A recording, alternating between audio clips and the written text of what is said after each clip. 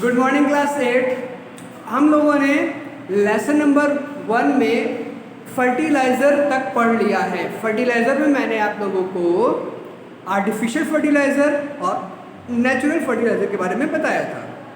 Fertiliser की अच्छाइयाँ, fertiliser की बुराइयाँ यानी कि एडवांटेज और डिसएडवांटेज भी बता चुका हूँ। अब बच्चों उसके आगे पेज नंबर 16 आप लोग ओपन कर लीजिए। पेज नंबर 16 में लिखा होगा सबसे नीचे इरिगेशन। तो इरिगेशन का मतलब क्या होता है पहले हम लोग ये जानते हैं। इरिगेशन का मतलब होता है पानी पेड़ों को देना या पेड़ों की सिंचाई करना। अगर गांव में कभी रहे होगे या गांव में कभी गए होगे तो तुमने वहाँ पे सिंचाई जैसा शब्द सुना होगा। सिंचाई का मतलब होता है कि जब बच्चों हम लोग पेड़ लगा देते हैं तो पेड़ लगाने के बाद घर में हम लोग पेड़ लगाते हैं तो बच्चों मग्घे से या किसी और दूसरी चीज़ से पानी बाल्टी से दे देते हैं। लेकिन खेत में इतने सारे पेड़ होते हैं कि उन तक मग्घे से या बाल्टी से पानी पहुंचाना बहुत ही मुश्किल है। ऐसा हो ही नहीं सकता है कि तुम एक एक पेड़ को पानी दो। तो जब खेतों में यानी कि मैदानों में अगर पेड़ लगे होते हैं खेत में तो हम लोग वहाँ पे इरिगेशन करते हैं। इरिगेशन का मतलब सिंचाई करते हैं। सिंचाई करने के बहुत सारे तरीके होते हैं। नहर बना के कर सकते हो या तो फिर पाइप लगा के कर सकते हो। तो डिपेंड करता है कि आप पुराना मेथड यूज़ कर रहे हैं या फिर नया मेथड यूज़ कर रहे हैं। तो बच्चों दो मेथड होते हैं पानी पहुंचाने के। पेड़ों तक पानी पहुंचाने के दो तरीके होते हैं। पहला होता है ट्रेडिशनल मेथड, दूसरा होता है मॉडर्न मेथड। ट्रेडिशनल का मतलब है पुराने समय में यानी कि पुराने ज़माने में जो भी हम लोग तरीके यूज़ करते थे उसको बोलते हैं ट्रेडिशनल मेथड। अब आप लोग अपनी किताब में देखते रहिए और किताब में मैं एक एक करके सारे समझाता जाता हूँ। तो बच्चों ट्रेडिशनल में पहला लिखा होगा मोड। मोड का मतलब होता है चेन पुलिंग। चेन पुलिंग तो उसमें आप लोग अगर डायग्राम दिख रहा हो तो देखिए इसमें बना हुआ है ये वाला, यानी कि कुएं से पानी, जब पहले ज़माने में क्या करते थे कुएं से पानी निकाल के वहाँ पे डालते थे और नदी से पानी धीमे धीमे जाता था। कहोगे इतनी बड़ी बड़ी फसल को कुएं से कैसे पूरा करते थे? तो बच्चों असल में उस टाइम पे पॉपुलेशन यानी कि जनसंख्या कम होती थी तो कम खेती करके भी लोग अपना गुजारा कर लिया करते थे। तो कम फसल लगाते थे तो कम पानी चाहिए होता था। तो देख रहे हो तुम लोग यहाँ पे पहले कि वो क्या कर रहा है कि कुएं से पानी निकाल के सब पेड़ों तक पहुँचाने की कोशिश कर रहा है। वहीं पे कुएं के पास से नदी बनाते थे यानी कि नहर टाइप का बना देते थे और उसी में पानी डालते हैं नाली जैसा और उसमें पानी डालते हैं और वो खेत तक पहुंच जाता था। ठीक, उसको बोलते हैं मोड या फिर पुली सिस्टम।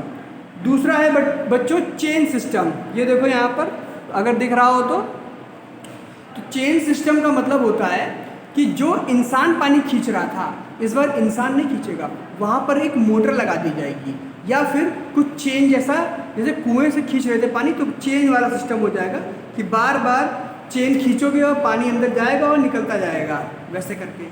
फिर तीसरा मेथड लिखा होगा देखली। देखली का मतलब होता था अब की बार बैल गोल गोल घूमेगा और पानी धीमे धीमे ऊपर आता जाएगा। ठीक है, इसको देखने के लिए आप लोग YouTube पे देखली सर्च करना और वहाँ पे दिखा देगा कैसे होता है। फिर लास्ट तरीका होता है राहत या लीवर सिस्टम। लीवर सिस्टम का मतलब होता है एक बार लीवर लगाते हैं, पत्थर बंधा होता है, वो नीचे जाता है, पानी ऊपर लेके आता है, पानी खाली कर दोगे फिर नीचे जाएगा फिर ऊपर आएगा। तो बार बार कुएं में बाल्टी अपने आप जाएगी और अपने आप पानी बाहर निकालेगी। कुल मिला करके पानी अंदर से हम लोग को खुद निकालना होता था, कोई भी मशीन नहीं होती थी। तो ये सारे थे हमारे पुराने ज़माने के मेथड। अब नए ज़माने में क्या यूज़ करते हैं? स्प्रिंकलर सिस्टम या तो फिर ड्रिप सिस्टम। तो स्प्रिंकलर सिस्टम का मतलब क्या होता है ये देखो। क्या करते हैं कि तुम लोग ने यूट्यूब अपने घरों में या किसी भी माली वाली को देखा होगा कि पाइप जो होता है जिससे पानी छाटते हैं उसके आगे एक मशीन, एक कुछ गोल गोल सा शावर टाइप का लगा देता है। जैसे बाथरूम में शावर होता है फवारा, उसी टाइप का लगा देता है और पानी फवारे में बन के निकलता है। तो वैसे खेतों में भी बीच बीच में फवारे लगा दिए जाते हैं और पानी एक जगह से स्टार्ट करोगे और सब कहीं पानी जाएगा और सब जगह पे फवारे से पानी निकलेगा और पेड़ों तक पहुंच जाता है। दूसरा होता है बच्चों ड्रिप सिस्टम। ड्रिप सिस्टम का मतलब होता है कि एक एक पेड़ के पास पाइप लगा होगा और एक एक बूंद पानी निकलता है। हाँ बच्चों, एक एक बूंद पानी निकल के उस पेड़ को मिलता रहता है। मतलब पेड़ जितना पानी सोखता है केवल उतना ही पानी मिलेगा। स्प्रिंकलर में क्या होगा बच्चों, पानी सब कहीं जाएगा, जहाँ पेड़ नहीं है वहाँ भी पानी जाएगा, वहाँ पे मिट्टी है तो भी पानी जा रहा है। लेकिन ड्रिप सिस्टम का मतलब होता है बूंद बूंद पानी गिरना। तो पाइप को निकालते हैं और जहाँ जहाँ पेड़ होते हैं वहीं वहीं पर पाइप में छेद कर देते हैं और वहाँ से एक एक बूंद पानी धीमे धीमे निकलता रहेगा। तो पानी कोई एक्स्ट्रा खत्म नहीं, ज़्यादा नहीं खर्च होता है, जहाँ पे पेड़ है केवल वहीं पे पानी गिरेगा बस।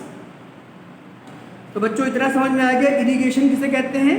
अब बच्चों हम लोग अगला पढ़ते हैं वीडिंग, यानी कि जब तुम फसल में पूरा पानी लगा दिए तो पानी लगाने के बाद सारे पेड़ बड़े होंगे, सारे पेड़ बड़े होंगे। सारे पेड़ का मतलब जो तुमने अगर मान लो गेहूं की खेती करी है तो गेहूं तो साथ में बड़े हो ही रहे हैं, उन्हीं के साथ में जंगली घासें भी बड़ी हो जाती हैं। तो उन जंगली घासों को हमें काटना पड़ता है। क्यों काटना पड़ता है कि मान लो अगर तुमने फर्टिलाइज़र डाला, खाद डाली, तो खाद तुमने डाली थी अपने गेहूं के लिए, लेकिन उसको इस्तेमाल कौन कर लेगा, जो जंगली घास है वो भी इस्तेमाल कर सकती है। तो इसलिए हमें क्या करना होता है कि जो जंगली घासें होती हैं उनको हटाना होता है, उनकी गुड़ाई करनी होती है, उनको खोद के या काट के अलग कर लेते हैं। उस सिस्टम को क्या बोलते हैं, वीडिंग बोलते हैं। ये गाँव में देखा होगा वो लोग करते रहते हैं, बीच बीच में फसलों में जाके जो जितनी भी घास होती है उनको काट देते हैं। या आप लोगों ने अगर घर में भी पेड़ लगाए होंगे तो क्या करते हैं कि जंगली घास जो होती है उनको हटा देते हैं। फिर दूसरा आते हैं बच्चों पेस्ट कंट्रोल। पेस्ट कंट्रोल का मतलब होता है, पेस्ट का मतलब होता है कीट पतंगे या कीड़े छोटे छोटे जो होते हैं। तो छोटे छोटे कीड़े फसल में आ जाते हैं जो कि उनकी पत्तियों को खा जाते हैं, और जब पत्ती पूरी खा जाएंगे तो पेड़ क्या होगा, कमज़ोर पड़ जाता है। इसके लिए हमें क्या करना होता है, पेस्ट कंट्रोल करना होता है। पेस्ट कंट्रोल का मतलब होता है कि एक केमिकल यानी कि एक दवाई आती है पेड़ों के लिए, जो पेड़ों के ऊपर छिड़क दी जाती है। उससे क्या होगा, पेड़ों की पत्तियों के ऊपर दवाई लगी रहेगी और कीड़ा जैसे उसके ऊपर बैठेगा वो कीड़ा तुरंत मर जाएगा। जब कीड़ा मर जाएगा तो उसके बाद उसके आने वाले जो बच्चे होंगे वो सब भी नहीं हो पाएंगे, तो कीड़ों का कंट्रोल हो सकता है। तो यही होता है पेस्ट कंट्रोल, यानी कि कीड़ों को पत्तों खाने से रोकना या उनके अंडे बच्चों को मारना। अगला है बच्चों हार्वेस्टिंग। हार्वेस्टिंग का मतलब क्या होता है, जब आपकी पूरी फसल पूरी तरीके से बड़ी हो जाएगी, गेहूं की फसल आपने लगाई थी और गेहूं की फसल पूरी तैयार हो गई है, ठीक है, तब उसको हम लोग हार्वेस्ट करते हैं, मतलब उसकी कटाई कर लेते हैं। तो जो फसलों की हम लोग कटाई करते हैं ट्रैक्टर से या बड़ी बड़ी मशीनें आती हैं या हाथों से भी कुछ लोग करते हैं, तो उसको हम लोग बोलते हैं हार्वेस्टिंग, यानी कि फसल को काट कर खेत से काट लेना, उसे बोलते हैं हार्वेस्टिंग। फिर नेक्स्ट बच्चों हमें पढ़ना है विनोइंग। तो विनोइंग का मतलब क्या होता है, विनोइंग का मतलब होता है बच्चों जब फसल काट लेते हैं तो उसमें से जो, जैसे मान लो गेहूं की खेती है, ठीक है, तुमने फसल काट ली, उसके बाद तुम्हें क्या करना है, गेहूं को उस भूसे से अलग करना होता है। तो मैं डायग्राम में दिखा देता हूं, आप लोग यहाँ देख लीजिए। ये देखिए एक लेडी है ना, इसमें एक औरत है जो कि गेहूं को लेकर के ऊपर से गिरा रही है और हवा चल रही है तो गेहूं नीचे गिर रहा है और उसमें जितना भी भूसा है वो सारा अलग हो जाता है। उसी को हम लोग विनोइंग बोलते हैं। घर में अगर तुम लोग के गेहूं पिसवाने के लिए गेहूं रखा जाता होगा तो देखा होगा मम्मी लोग ऐसा करती होंगी, उसी को हम लोग विनोइंग बोलते हैं। अगला है बच्चों हम लोग का हलिंग, ठीक है। हलिंग का मतलब क्या होता है कि बच्चों गेहूं तो अलग कर लिया, या धान ले लो, धान को अलग कर लिया, ठीक है, फसल से, उसके बाद उसकी जो धान होता है ऊपर की लेयर हटानी होती है, फिर अंदर चावल निकलता है। वैसे गेहूं में भी होता है, गेहूं की बाली तो होती है, गेहूं की बाली को तोड़ोगे तो उसके अंदर गेहूं होता है। तो जब कवर के अंदर से उसको निकालते हैं, यानी कि यूँ समझ लो कि उसके छिलके को हटाना है ना, गेहूं या चावल के छिलके को हटाना, जो ये तरीका होता है इसी को हम लोग हलिंग बोलते हैं। अगला होता है बच्चों मीलिंग। मीलिंग तो सभी लोग जानते होंगे।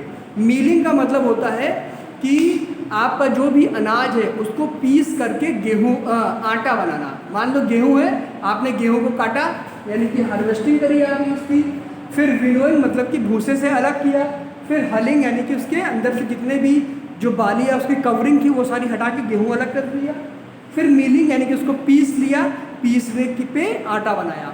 जो पीस के आटा बनाते हैं उसी को हम लोग मिलिंग बोलते हैं। मिलिंग के बाद आता है स्टोरेज ऑफ क्रॉप। स्टोरेज का मतलब होता है आपने जो भी फसल लगाई है, मान लीजिए आपको अभी गेहूँ नहीं पिसवाना है, आपको उस गेहूँ को बाद में पिसवाना है, तो उसको क्या करना पड़ता है, स्टोर करना पड़ता है। तो बच्चों कई तरीके होते हैं, कुछ लोग होते हैं जो भूसे में बंद कर देते हैं, कुछ लोग होते हैं जो टंकियों में रख लेते हैं, और जो बड़ी बड़ी कंपनियां होती हैं जैसे आशीर्वाद आटा है ना, या बाबा रामदेव का पतंजलि आटा, तो ये लोग भी गेहूँ एक साथ खरीद लेते हैं सारा किसान से, और फिर बड़े बड़े टैंक होते हैं, 10-10 मंजिल के टैंक, 10-10 मंजिल के बराबर टैंक होते हैं, टंकियाँ होती हैं, उनमें गेहूँ को भर देते हैं और दवाइयाँ डाल देते हैं ताकि घुन ना लगे उसमें। गौर करो, उनमें बड़े बड़े टैंक जो 10 मंजिले के होते हैं उसमें गेहूँ भरते टाइम साथ साथ में दवाई भी डाल देते हैं ताकि वहाँ पर गेहूँ में घुन ना होने पाए, यानी कि कोई कीड़ा उस गेहूँ को खराब ना करने पाए। तो बच्चों स्टोरेज ये हो गए, और इसके बाद एक आखिरी बचता है एनिमल हस्बेंड्री। एनिमल हस्बेंड्री का मतलब ये होता है कि जितने भी किसान होते हैं वो सारे एक काम और भी साथ साथ करते हैं कि वो जानवर पालते हैं। तो जानवर कोई भी हो सकता है, यानी कि एनिमल हस्बेंड्री का मतलब होता है एक खेती हो गई पेड़ों की, दूसरी होती है जानवरों की। जानवरों की खेती नहीं होती है, जानवरों को बड़ा यानी कि उनका झुंड बड़ा किया जाता है। जैसे किसी ने गाय भैंस अगर पाली है तो वो उसमें से क्या कमाता है, उसमें से मिल्क निकालता है। किसी ने मुर्गियाँ पाली है, मुर्गी का फार्म खोल दिया तो वो अंडे निकालते हैं, अंडे के लिए करते हैं। किसी ने बकरी पाली है तो वो किस लिए हो गए, वो मीट के लिए हो गए। तो इसी तरह से कई सारे हैं। कुछ लोग मधुमक्खियाँ पालते हैं बहुत सारी, वो किस लिए पालते हैं, ताकि उसमें से शहद निकाल सकें। तो इसी तरह कई सारी चीज़ें होती हैं। मछलियों की भी पाला जाता है, तालाब, गांव में देखा होगा तालाब में मछलियाँ पालते हैं ताकि मछलियों को बेच के रुपए कमा सकें। तो ये सारा बेटा आप लोगों का लेसन हो गया है। इसको अच्छे से सारे वीडियो एक साथ एक बार देख लो, है ना, एक एक करके। और इसके बाद मैं जो नेक्स्ट वीडियो दूंगा उसमें आप लोग को एक्सरसाइज करवा दूंगा। तब तक आप लोग सारी एक्सरसाइज एक बार अपने आप ट्राई करिए और वीडियो को बुक से मैच करके एक बार देखिए, आपको समझ में आ जाएगा।